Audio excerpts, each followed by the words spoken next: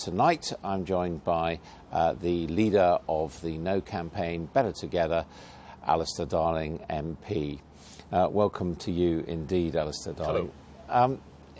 Heard the Prime Minister earlier this evening making the case that independence would mean a painful divorce and that Scots would be much better off staying with the Union. Yet people have been writing into us and saying, well, actually, Scotland is a poor country, food bank queues are growing, that we've been together for 300 years and they haven't done that well out of it. Well, the first thing is that Scotland can be a prosperous country, although I argue that it will be more prosperous by being part of the United Kingdom.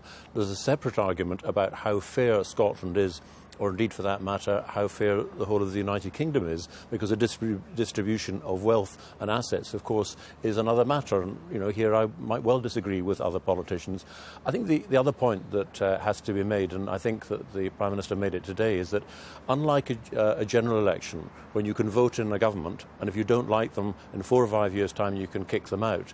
If we vote to leave on Thursday, there's no going back. Yeah, but the question is, if you're not doing very well after 307 years of union, why stick with it? Why not try something new? Why not take that gamble? Well, this gamble is precisely what we're talking about, gambling with our children's future, never mind our own future.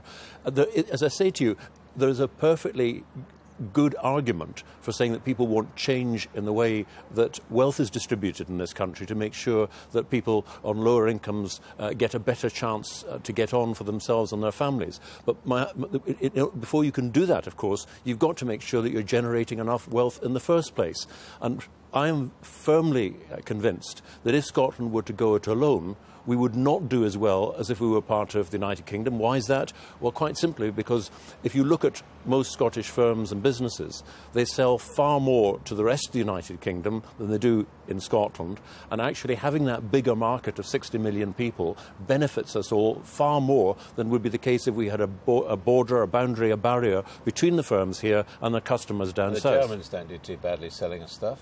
Yeah, but of course people trade across Europe and of course they trade across the world. But the point is we don't have a single market of the sort that we have within the United Kingdom, where you've got the same currency, where you've got the same rules and regulations and financial services, where, as you know, a lot of the banks and the pension companies have been saying, look, if we vote to go our separate ways, we'll have to move business out of Scotland, we'll have to move headquarters out of Scotland. So the advantage we have in the United Kingdom today is that we have a single market, and you don't have that in Europe. They call it a single market, but it's nothing like as open as it is now. Wouldn't that be there after independence? No, it wouldn't be, because you would have a border, a barrier between firms here and firms and customers south of the border. You see that effect in the United States between Canada and the rest and the United States of America, where there's more trade with the Canadian provinces there is across into the United States. So I believe that putting up a barrier or a border would be a huge impact. And never mind my view, you will see that businesses, large and small, are saying the same thing. They think this would be bad for business, therefore it would be bad for jobs and bad for the amount of money that we can raise to pay for things like the health service. Why has it taken so long to make the positive case for the Union? As you know, tonight in Trafalgar Square there's a rally, many expatriate Scots, many English people saying, let's stick together. And here's Darren Green writing in for us saying there are 60 million people in Great Britain. Why is it we don't all get a say? This affects us, not just the 5.5 million people in Scotland. Well, look, you're raising 3 different questions there. The first one is, it must be right that it's up to people in Scotland to decide whether or not we want to be part of the United Kingdom, and I believe that a majority will vote to stay in the United Kingdom. The second thing you ask about, why is it, you know, there's a big demonstration in Trafalgar Square tonight. It's just the fact that there's been a referendum campaign here running for 2.5 years. It seems an awful long time for those who live David here. Cameron's only come in the last couple of weeks, no, that's really, not, that to come up here and say that actually he likes the United Kingdom. That is not true. He has been up several times in the last couple of years, as has... Several times in the last couple of years? Yes, he has, I mean, if this is such an existential issue, that's not very good, is it? This is a campaign that's been running for 2.5 years. Its intensity in Scotland has stepped up dramatically, even in the last couple of months. And it's not surprising that if you live in England, Wales and Northern Ireland, you'd be slightly more detached from it until fairly recently. The first point you asked me about is, if you like, the optimistic, the positive case for the Union, which I've been making since I launched this campaign in June 2012. The emotional argument, as you said in your introduction, 300 years of history. Scotland helped build the United Kingdom. Our influence in the rest of the United Kingdom has been, far greater than you might expect from a population of 5 million. But it's not just that. It's the opportunities, the security that come from being part of the United Kingdom. Most of us in Scotland are friends and relations. There was a decision in the rest of the UK. to do this under EU rules, which meant that residents here are the people who get the votes. Well, that's the Scottish Government chose to do that. Yeah, exactly. Yeah. I mean, would you have preferred to come up with a system whereby perhaps some of those expatriate Scots could have had a say? Look, I find it galling that if you're an EU national here, you get a vote on my country's future, whereas if somebody might have moved down south for, say, 5 or 6 years, you don't. However, that's the rules the Scottish Government came up with. There's no point in me now, 3 days before people go to the polls, saying, I well, I wish it was different. It's the rules that David Cameron agreed to as Prime Minister. When the Scottish Government got elected, with a majority in 2011, they had a mandate, and if we'd said at the time, oh no, you can't do this or that, they would have been screaming from the rooftops. The fact is, they had that. That's the electorate. But let's come back to the central pointed issue, and that is, we in Scotland have got to decide in 3 days' time whether we build on what we've got. No one is arguing the present situation is perfect. Of course it's not. Everybody wants change, and the choice actually is between a stronger Scottish Parliament, the one that's just behind us just now, with more powers and ability to raise money for things like the health service, but with the advantages of staying with the United Kingdom, and crucially, not taking on any of the risks to jobs, to the funding of the health service, to the prices we'd pay for the weekly shop. I mean, there is this problem that the No campaign is perceived as having been negative, of focusing on fear, what could go wrong under independence. I mean, here's Graham McKinley sent in a question: why has the No campaign focused on fear and not the positive teen contributions of each country to the UK? We do both. I mean, I said, remember, you've got the question in front of us. The nationalist government here is saying to people in Scotland, do you want Scotland to leave the UK, yes or no? Right? So it's not surprising when somebody comes to you and puts before you a proposition to you that they say is going to change your life. It's about like deciding whether you live with somebody, or you're going to get married, or you have a complete career change. Have a painful divorce, as David Cameron or a painful divorce. Surely you ask yourself at the very start, am I prepared to take on these risks? And, it's not negative to ask these things. What is scary is 3 days before we go to vote, we have no idea what currency we'll be using. We have no idea what effect it will have on headquarters, because people are saying they're going to have to move them. That is scary. But there is a contradiction, isn't there? That on the one hand you say, well, look, there are all these things that could go wrong. And then on the other hand you say, because you are a patriot, but of course I'm quite sure Scotland could go it alone. I mean, which is it? Is it going to be a disaster if it's independent, or is it going to be able to go it alone? I've said on a number of occasions, Scotland, like any other country, can go it alone if it chooses to do so. I just think we will have a better chance of creating the jobs we have in the future, of making sure we've got the security to be able to pay pensions in the future if we stay within the United Kingdom. We have no reason not to be proud of what we've done, to be proud of our identity. Indeed, I would argue, as someone who is Scottish, my identity is stronger by being Scottish but being part of the United Kingdom as well. You said we'll be better able to pay pensions. I mean, does that mean that you think net Scotland gets a good deal from the rest of the UK? Well, I can do no better here than refer you to what the Scottish Finance Secretary, John Swinney, said a couple of years ago. He pointed out that our population in Scotland is ageing faster than it is in the rest of the United Kingdom. And he said at the moment the costs of that are falling across a population of 63 million, whereas if we went it alone, it would fall on the shoulders of 5 million. So yes, the United Kingdom, and parts of the United Kingdom at different times benefit from those parts that are doing well. But a nationalist would also say that Scotland, on a per capita basis, is wealthier than other parts of the UK, and that it's got the oil, and it would actually be better off to look after itself in the future. You have to be careful, because they quote you GDP figures, which includes a lot of money that is actually repatriated, like oil money to America. And you mentioned oil. Oil has been a really good deal for the whole of the UK for the last 40-odd years. However, on any view, every barrel you take out of the North Sea oil, it declines. There's less oil left. We know it's declining. Look at the oil price today. It is something like $98 a barrel. It was $113 when they published their white paper only 10 months ago. So, already, and I think last year they lost the equivalent of everything we spend in schools in just 1 year. I don't want to be so dependent on one source of income for the tax money that Scotland would raise. And that's why I think, the advantages of being something bigger is that when something goes wrong, or where you've got a big structural problem, with the working age population and rising pension age, surely it's better that you pool and share resources. And that's how America works, that's how Canada works, that's how we work in the UK. It doesn't work in the Eurozone, which is the example that they would like to adopt. Will you accept the result, even if there's only a handful of votes in it? Look, 10 votes for yes, and you'd accept that? The nationalists only need to win once by one vote, and that's it. There is no going back. Because we've seen in other countries referendums being held several times until they get the right answer. Well, the only encouraging thing from my last exchange with Alex Salmond is that we both agreed that whatever the result come Friday morning, we accept it. And that works both ways.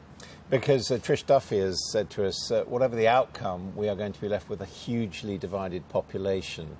How are you going to unite the people of Scotland after the referendum, whatever the result? Well, that's right, I'm afraid. Whilst this campaign may have energised a lot of people in Scotland, aspects of it have been deeply depressing. I mean, how depressing was it when you saw a march through the streets of Glasgow yesterday with posters of journalists that were out of favour with, the nationalist side? You don't think journalists ever get it wrong? Yeah, but you don't. This is totally alien to, what we're used to in this country. You don't see demonstrations with journalists' pictures being paraded through the streets. High-spirited and friendly. Yeah, but some people find it deeply sinister. And and I think there's a lot of us in Scotland who are not prepared to be bullied into something. And you ask people living here, the atmosphere here has been soured over the last few weeks, and whatever the result, and because some of these habits, I'm afraid, die hard. Whatever the result, it is up to everyone, whether you're a politician or whether you're not, to make sure that as a country we work together, because that's in all our interests. In your view, is this people going over the top on both sides, or is it predominantly one side? Well, we don't have cybernats who vilify people who say that they disagree with the government. We don't organise people going around shouting people down. Where we have had problems on our side, we deal with it immediately, because I think what you want in any country is people should feel free to speak out, speak their mind, and they should do it without any fear at all. So I hope come Friday morning that, yes, the country will be divided and we need to work on that. However, in the next 3 days, surely it's better we concentrate on the massive issue this is, the biggest decision that we will take in our lifetime. But, do you think there are supporters of the union who, frankly, have been afraid to speak out? Yes, I have. 2 years ago when I started off, people said to me, look, there's people who are afraid to speak out, and I didn't believe them. And then I started talking to, business after business people in the arts world, in culture, and they said, sorry, I'm not prepared to do it. But what is the only good thing that's happened in the last 10 days, actually, when the polls narrow, as I always said they did, is it has galvanised a lot of people who, up until now, who've been reluctant to say things and say, this is so big, I'm not prepared to see my country go the wrong way. You might think you've got a silent majority there. I do. I think there is a quiet majority in Scotland who are going to say no thanks at the time the polls close on Thursday evening. What about your own position? If Scotland votes for independence, what happens to Alistair Darling? I live in Scotland, and I'm going to stay in Scotland. I like my country. You're a professional politician, and you wouldn't have a seat at Westminster. Well, of course not, because we'd be a foreign country. So then. Would you seek to a representative office here? Well, I'm asked this every time I appear, and I'll give you the same answer. In the days following the referendum, I've got a big decision to make as to whether or not I stand again, whether I do something completely different. I don't know. At the moment, I'm totally focused on... We've been in a 2.5-year haul here. I believe that we will win on Thursday, and everything I do is directed towards that. The reason why I ask you is you know this very well. He said it again at the weekend. Alex Salmond says that if there is a vote for independence, he wants to work with you. He wants you on what he calls Team Scotland. Yeah, Alex Salmond and teamwork are not two things that most of us who live here think go together. All of us in Scotland will always do our best. That doesn't mean we're going to agree with it. It really is offensive for him to say he's Team Scotland. The quiet majority, we're Team Scotland. We're all Team Scotland. The Prime Minister tonight, one of the things he said was that a yes vote, independence for Scotland, could mean having to pack a passport to visit your friends and family.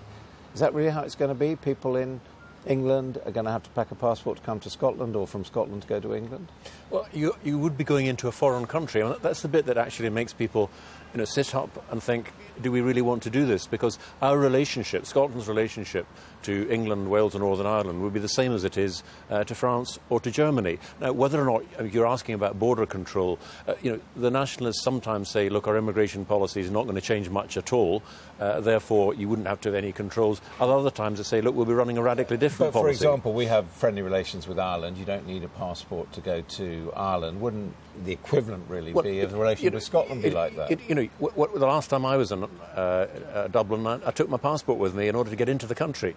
And that was just a fact of life. I wouldn't have gone to the aeroplane if I didn't have one. I don't want to be in that position. I don't want even to raise those questions. Flying EasyJet or Ryanair. It's Aer Lingus, actually, I think it was, but it doesn't matter. They all wanted a passport. Well, technically, you don't need one. When you pitch up at the border control in Dublin Airport, you certainly need one. You won't get in otherwise. Look, the issue that we've got to look at is that the reality is, if you decide that you want to be independent of the rest of the UK, you are creating two separate countries. I don't want any of that because I don't think it's necessary. As I said to you in the first part of the programme, most people in Scotland, I think, want to have change. But you can do that within the United Kingdom with a stronger Scottish Parliament without all the risks and the inconveniences that would come if we broke away. There is a suspicion that sometimes the No campaign is setting up sort of unnecessary consequences. For example, the latest proposals on devolution that were outlined last week, full taxation powers to a Scottish Parliament. How come you can have a currency union in those circumstances, yet you can't with independence? I mean, what's the difference? Well, there's a big difference. What you're talking about is, at the moment, when the Scottish Parliament was set up in 1997, it had the power to vary income tax by 3 pence. It never actually used it, but it had the power to do that. It's already got additional powers coming, so that from 2016 it's got to fix the Scottish rate. But that is within the United Kingdom. A currency union is something completely different. That is where a country, in the case of the United Kingdom, the pound sterling is backed by the Bank of England. Behind that stands 63 million taxpayers.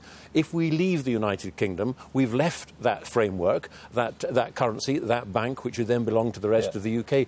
Now, to make a currency union work, you don't have to imagine it. You just have to look and see what happens in Europe. Never, an independent Scotland would never have access to the pound. To get a currency union to work, you need both sides to agree to it. And that's what the Eurozone is struggling at the moment. And one of the reasons it's struggling is because to make it work, you have to be able to transfer money between one part and another, like they can do in the United States, for example. You can't do it in Europe, which is why you've got so much of Southern Europe, a lot of Southern Europe, that is virtually paralysed because it doesn't work. Now, if both sides don't agree, a currency union is simply isn't going to happen. The other thing that the nationalists are looking at, their plan B, if you like, apparently is to be like Panama, which, as you know, Panama uses the US dollar. To make that work, you've got to have a massive stockpile of cash to make sure you don't run up. It's equivalent to about £4,000 for everyone living in Scotland. It's a massive amount. Now, I ask myself, as somebody who lives in Scotland, who wants to see this as a good place to live, to make sure we generate enough money to pay for our health service. Salmon's point, I think, is turbulence in sterling would not be good for the rest of the UK anyway, so they would want it in our own interest. The government in London would try to smooth things over. It's odd for the person who's creating the turbulence by breaking up the UK to then complain that nobody's sorting out the problems he's then caused. But if you look at the currency union, look at it from a Scottish point of view, it would be a bad deal for Scotland. I mean, how can a nationalist go into a currency union that would mean that another government would agree his tax and his spending?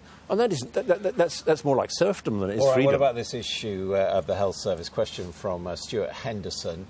Will the NHS be forced to privatise in the future if there is a no vote? No, it won't, because the control of the health service in Scotland is 100% devolved to the Scottish government. The only one who can privatise the health service in Scotland is the First Minister, not the Prime Minister. And indeed, in their manifesto in 2011, the Nationalists boasted about the fact nobody could interfere on the spending. It's another interesting fact. English health spending has been going up in real terms by about 3%. In Scotland, it hasn't. Where does the blame for that? Well, right there in the Scottish Parliament. It's the Scottish Government that has chosen not to do that. Nobody else. I think there is quite a lot of scepticism about whether this Devo Max package could ever be delivered, given that it would be the Westminster Parliament and the House of Lords that would have to pass it. But with devolution, or indeed with independence, while there's still Scottish MPs at Westminster, would they lose the right immediately to vote on English matters? until such time as the United Kingdom was dissolved by an act of Parliament, it continues to exist. So that But if they're going out the door, surely they shouldn't decide matters in England. Two things.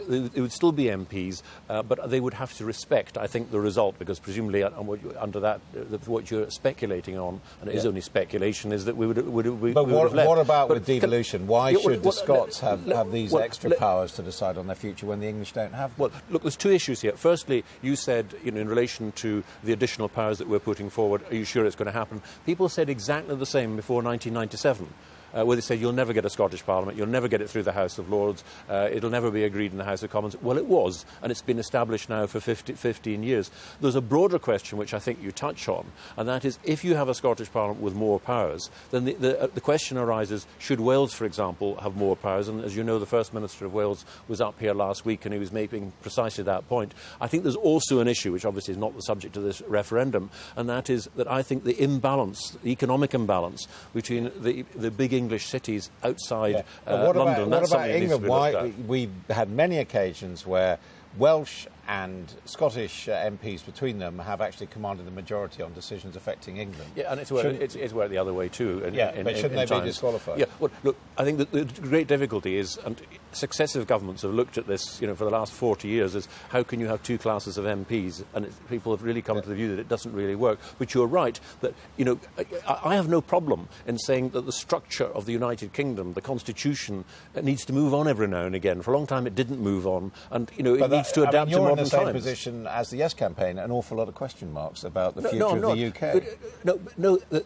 I'm talking about the arrangements within the United Kingdom. But still question marks about what it's going to be like. Yes, but of course they adapt, but that's not a good idea for smashing the whole thing up. OK, all right. And, that's I just want to ask you a final question. Them. This is from Elliot Mason. Is the Better Together Get Out the Vote operation as effective as the Yes campaign? Yes, it is. We have a very big organisation throughout the country. We've contacted tens of thousands of people, even in the last couple of weeks. So I'm very confident we'll get the vote out, and I'm very confident that we'll win on Thursday.